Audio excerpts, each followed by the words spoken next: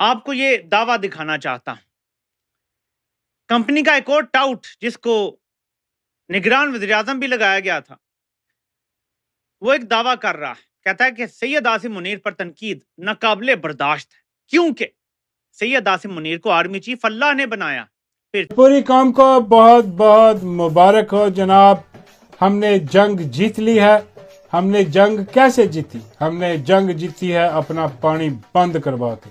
ہاں جی، دریا جو ہے وہ خشک کر دیے گئے ہیں، انڈیا نے پانی روک لیا، اور ہمارے جرنیل صاحبان رنگ برنگی وردیاں پہن کر موج کر رہے ہیں، مستی کر رہے ہیں. بھارت کے پاکستان کو معاشی طور پر کمزور کرنے کی سازش پہ ناکام.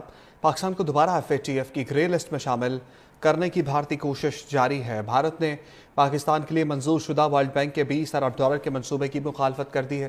بھارت کو معاشی طور پر کمزور کرنے کی کوشش میں ہے تاکہ وہ اپنے ترقیاتی منصوبے نہ چلا سکے. تنقید کیسے کر سکتے ہیں؟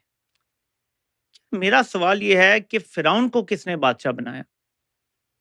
نمرود کو کس نے بادشاہ بنایا؟ یزید کو کس نے بادشاہ بنایا؟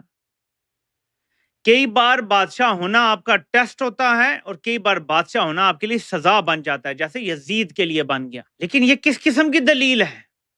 آپ کو کس نے بتایا ہے کہ اللہ نے بنایا ہے؟ سزا دی ہے، ٹیسٹ لیا ہے، انعام دیا ہے، کیسے بتایا آپ؟ حضرت یوسف علیہ السلام جیل میں، اور جو زلیخا ہے وہ انجوائے کر رہی ہے اپنی عمارت کو، اپنے لائف سٹائل کو.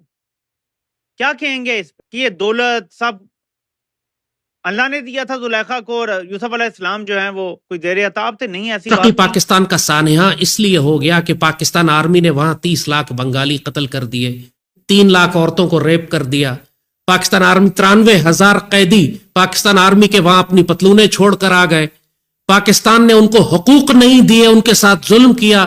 شیخ مجیب الیکشن جیت گیا تھا، لہٰذا اس کو حکومت دے دینی چاہیے تھی، اس کو حکومت نہیں دی، لہٰذا ملک ٹوٹ گیا. اور ملک توڑنے کے ذمہ دار پاک فوج ہے. جب بھی مشرقی پاکستان کی بات ہو، اگر کوئی شخص آپ سے مکتی بانی کے گناہوں اور جرائم کی بات نہ کرے، اس کے منہ پہ اتنی زور کا تھپڑ مارے کہ اس کی بتی سی باہر نکال دے. پاکستان میں یہ جرم ہونا چاہیے. کوئی شخص اگر یہ کہے کہ پاکستان آرمی کے 93,000 سپاہیوں نے ہتھیار ڈالے، اسے گرفتار کر کے قتل کر دے یا جلاوطن کر دیں یا ملک سے باہر نکال دے. کوئی شخص یہ کہے کہ پاکستان آرمی نے 30 لاکھ بنگالی قتل کیے تھے، ایسے شخص کو جلاوطن کر دے یا اس کی زبان کاٹ دے. کوئی شخص یہ کہتا ہے کہ پاکستان آرمی نے 3 لاکھ بنگالی مسلمان عورتوں کا ریپ کیا تھا، اس شخص کو اس کو جیل میں ڈالیں، اس کے ہاتھ اور پاؤں مخالف سمتوں سے کاٹے، زمین میں فساد کرنے کے جرم ہے. یہ بہت سینسٹیو معاملہ ہے، کیونکہ اس پروپیگنڈے کی بنیاد پر اب اس پاکستان کی جڑیں کاٹی جا رہی، اس پاکستان کے خلاف نفرت پیدا کی جا رہی ہے.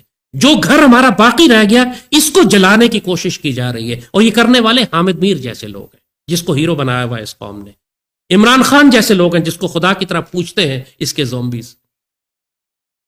یہ مہرنگ بلوچ اور منظور پشتین جیسے بدبخت اور ناپاک اور پلید یہی پروپیگنڈا روز پھیلاتے ہیں جو شرعی طور پر واجب القتل ہے. اس بات کو اتنا بڑا جھوٹ پھیلانا جس کے نتیجے میں ایک اسلامی ریاست تباہ ہو جائے، ایسا فساد پھیلانے والے، ایسے کذاب، ایسے ابلاغی دہشت گرد، ان کی سزا صرف موت ہے. تو پاکستان سے پیار کرنے والوں کو ہم نے اب آپ کو پوری دلیلوں کے ساتھ ثبوت دکھا دیے ہیں. آئندہ کوئی بھی مشرقی پاکستان پر، پاکستان کے خلاف، ہماری اس فوج کے خلاف، ہمارے مجاہدین کے خلاف بات کرنے کی کوشش کرے تو اس کے دانت باہر نکال دیں اور مکتی بانی کے جرائم اس کے سامنے رکھیں. پاکستان اس لیے نہیں ٹوٹا تھا کہ شیخ مجیب کو اس کا اختیار یا اس کی حکومت نہیں دی گئی. پاکستان اس لیے ٹوٹا تھا کہ اس وقت پاکستان کے 2 بڑے سیاستدان بھٹو اور مجیب پاکستان توڑنا چاہتے تھے.